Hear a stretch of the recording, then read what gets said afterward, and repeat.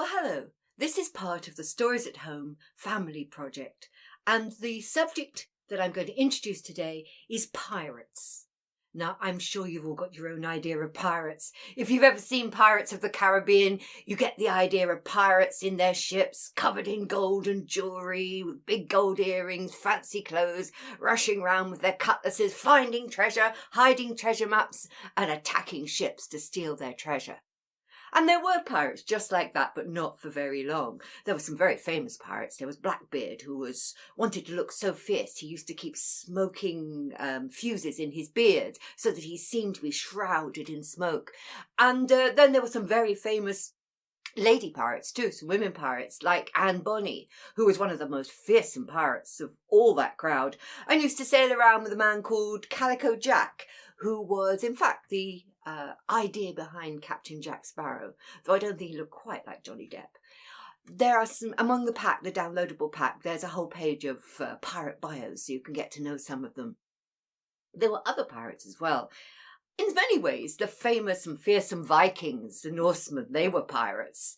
They spent a long time raiding in their fantastic longships, and they'd land on the coast and they'd attack coastal towns and they'd steal treasure and take it away. But they also became tremendous explorers and traders, and they travelled all over the world trading and exploring. In fact, it's very likely that they were the first Europeans that is, to travel to America. So they travelled all over the world, and they were both pirates, explorers and traders. And maybe that's part of what pirates were. They were traders, explorers, and sometimes not too careful about how they traded or how they explored. But they certainly became very romantic, and they make great stories. So we're going to share some stories about pirates today. I usually start these introductions with a story, and I think that's what I'm going to do today. But I'm not going to give you a story of one of the pirates of the Caribbean. I want to take you back to a different set of explorer pirates. And this comes from a very, very early Irish story. And it's about a hero called Melduin. And he set off on a journey with 17 crew in his skin-lined boats and 3 of his foster brothers. Now, he originally set off to sea to avenge the death of his father by the men of Lochlann, probably the Norsemen. But they got lost on the way, and they ended up on a voyage of exploration all over the unknown seas for over 3 years. And during those 3 years, they had magnificent adventures, as magnificent as any pirate stories. And I'm going to tell you about one of their adventures. On the way, they discovered many wonderful and marvellous islands, and they found treasure, they explored and found new countries.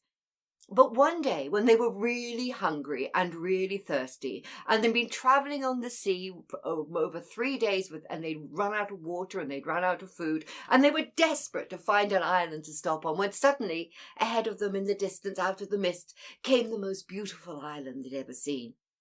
Well, they were sure to find water there and hoped to find food. So Melduin and some of his men and his 3 foster brothers set off to explore the island. Well, they travelled across little paths because it seemed that there was some habitation here. And one path led them to a beautiful sheltered dune, almost like one of their own palaces, an enclosure. And there, right in the middle of the enclosure, they found a pillared, almost like a pillared portico, an entrance space, an atrium, a sort of little open space in the middle of the building. But what was best about it was that right in the middle of this courtyard was a table piled high with every sort of food. There was fruit, there was meats, there was cheese, there was bread, there was everything, and they were so hungry, they were longing to get it. Now, when they looked around more carefully, they saw the whitewashed walls were hung with jewels and necklaces and gold bracelets and all sorts of wonderful items that were of precious metal and precious jewels. And there were tables around piled high with treasures. Now, at first, all they wanted to do was eat and drink, and that's what they did. And Melduin said to his crew, "You can sit and eat and drink, because that food is something that's been set out as a symbol of hospitality for people needing it in this country. So, yes, we can take the food, for it will go bad if we don't. But whatever you do, don't touch the treasures on the walls." Now, as they got into the space, they noticed that at each corner there was a higher pillar, and sitting on one of the pillars was a small tabby cat. It was washing its paws and then cleaning its face, and it looked really friendly, and it was purring and really happy. And the men went up and talked to the cat, and they stroked its ears, and it purred and nestled up and furred against them. And then they went and sat down and ate. Now they all listened to Melduin and didn't touch the jewels on the walls, and he warned them that whatever they were to do, they were not to touch the treasure. Now, if you're an explorer, if you're something of a pirate, this is a very, very difficult thing to do. And although they all trusted Melduin and knew that he knew what he was talking about, and in this case it was not safe to take the treasure, when they were full and their tummies were comfortable again, they began to think differently about the treasure on the wall and the treasure on the tables around them, and somehow it began to glitter more strongly and brightly in the sunshine. It began to look more attractive, more valuable, and they felt more strongly that it should belong to them. But when they'd eaten, Melduin said, "We must go now. We can take some of the spare food back to the boat, but you mustn't touch anything else. I'm warning you, it's for your own good, I'm telling you." And one by one the crew packed the food, extra food, back into their bags, and they tied up the bags, and they prepared to go back to the ship. And one by one they left the enclosure, they left the building, they left the court of the 4 pillars, and off they went. The 3 foster brothers, Melduin's 3 foster brothers, were the last to go. And they looked longingly at the gold and the silver and the pearls and the jewels and the fine clothes and all the decorative items there were there, all those valuable and glittering things. And 2 of the foster brothers sighed and followed Melduin as they went back to the ship. But the oldest of the foster brothers, he couldn't resist one last look. And as he turned to go, a particularly fine ruby pendant caught his eye. It glowed red as a setting sun. And this was, it shone and shimmered and glowed, and it seemed to pulse and call out to him. And he thought, surely just one of these valuable items won't be missed. Surely I can take one. He reached out, he took the red pendant, and he put it into his pack. At that moment the purring stopped, and a yowling and a howling and a growling came from behind him, and as he turned around, the little tabby cat was no longer a creature that purred and furred in the sunshine. Oh, no, not at all. This was a ravening beast with claws, long claws, centimetres long, that seemed to shine and quite spark out like flashes of fire in the sunlight. And then this ravenous beast, no longer a little cat, leapt straight onto the foster brother and tore him to pieces within seconds. It was too late for Melduin to do anything. And once the foster brother was no more, the cat returned to its pillar and was once again a little pussy cat, cleaning its whiskers in the sunshine. Melduin shivered, and he said to the last 2 foster brothers who were behind him, "I'm sorry, but I warned you.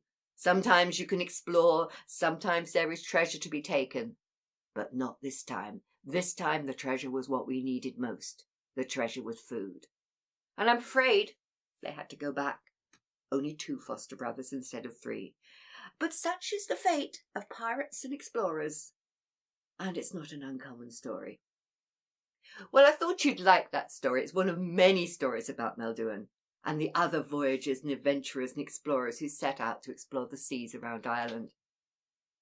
Now, let's go back to our pirates and our pirate project.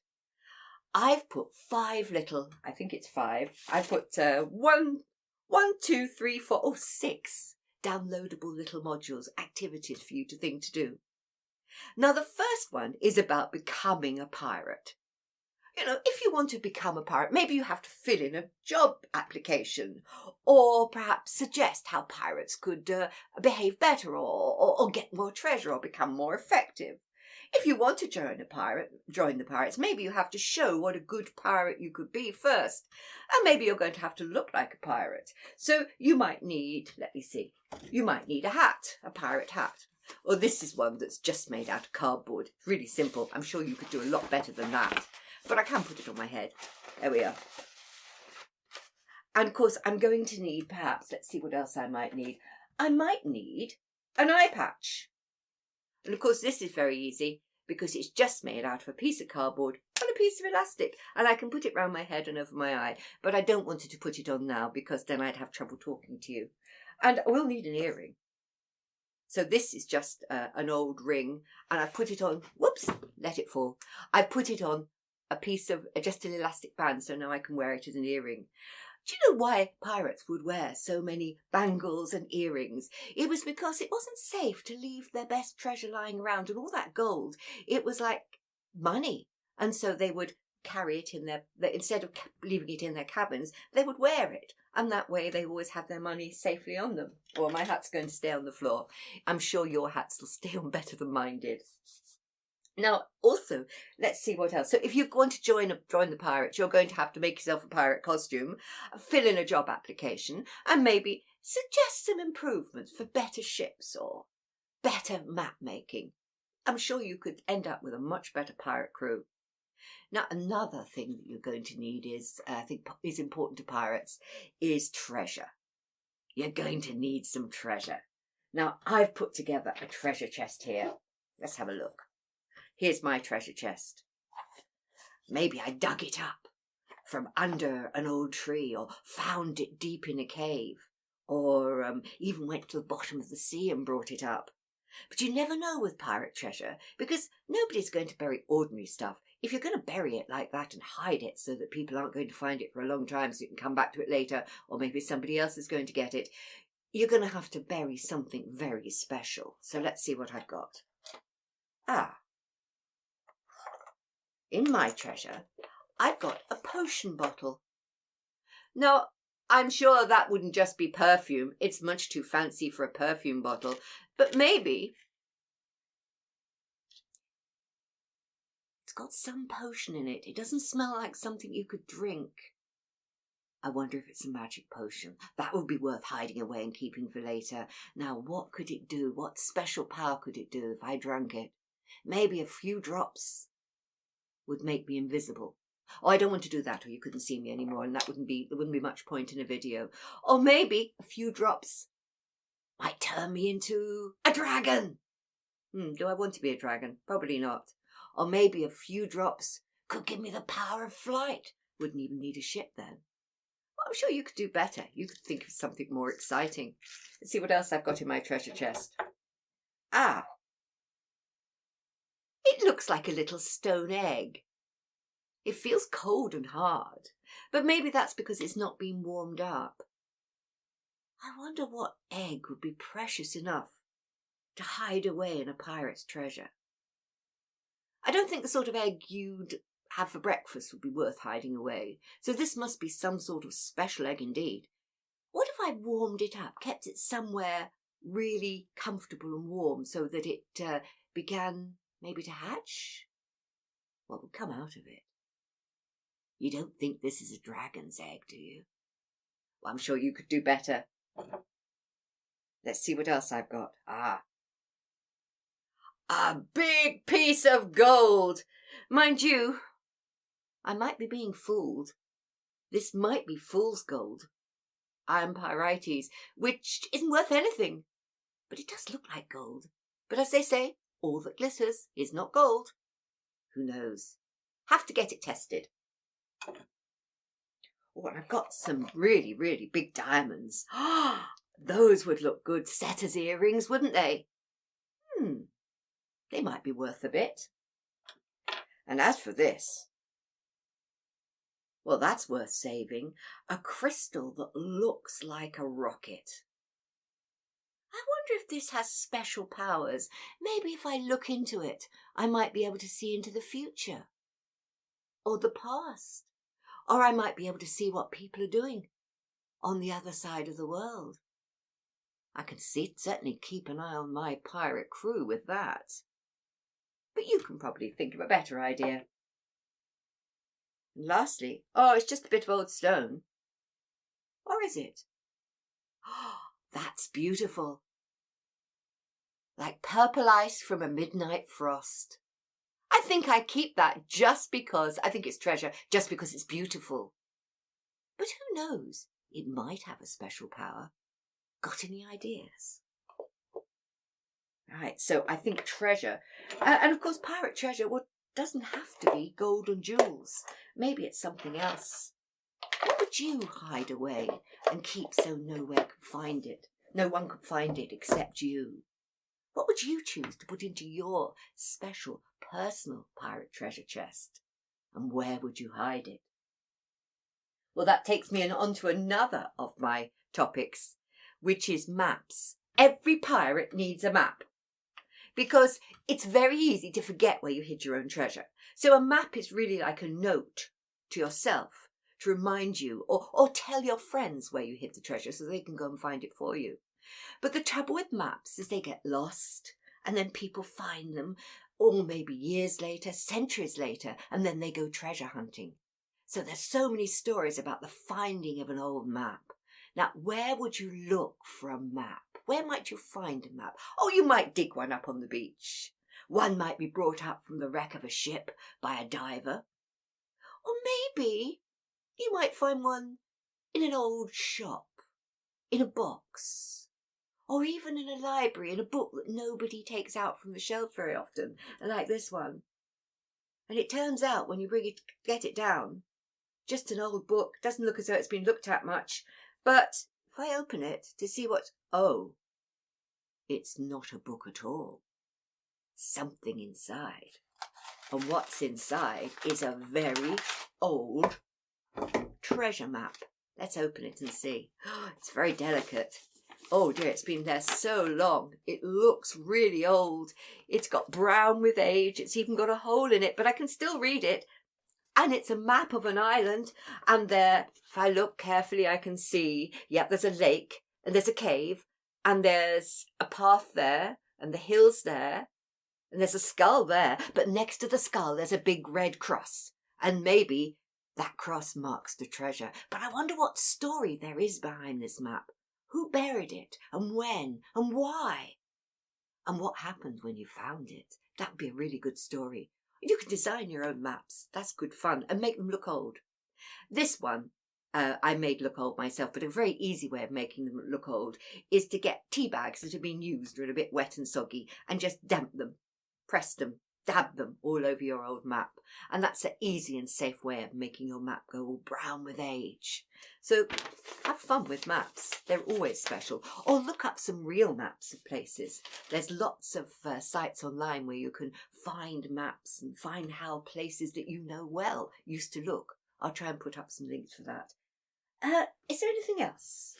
Oh yes, we've talked about becoming a pirate. We've talked about treasure. We've talked about maps. Oh, and I mentioned pirate characters. Do you remember I said there were some pirate bios? Some stories about pirates, real truly pirates who lived long ago. Maybe you could invent a brand new pirate and invent his backstory and what happened to him and make it as gory as you want. That would be a good one. So that's one of the subject topics as well. And the last one is keys. Because if you need a treasure box, you need a key. And who knows where a key will be hidden, or where a key can be, or what a key will open. And finding a key is always something special.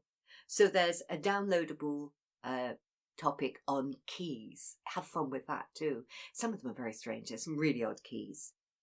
Well, I hope you enjoy exploring the pirate topic. And if you create any new stories or some interesting maps, or create some new pirate characters, feel free to send them to me so that I can put some of your pictures up onto the online gallery. So enjoy being pirates.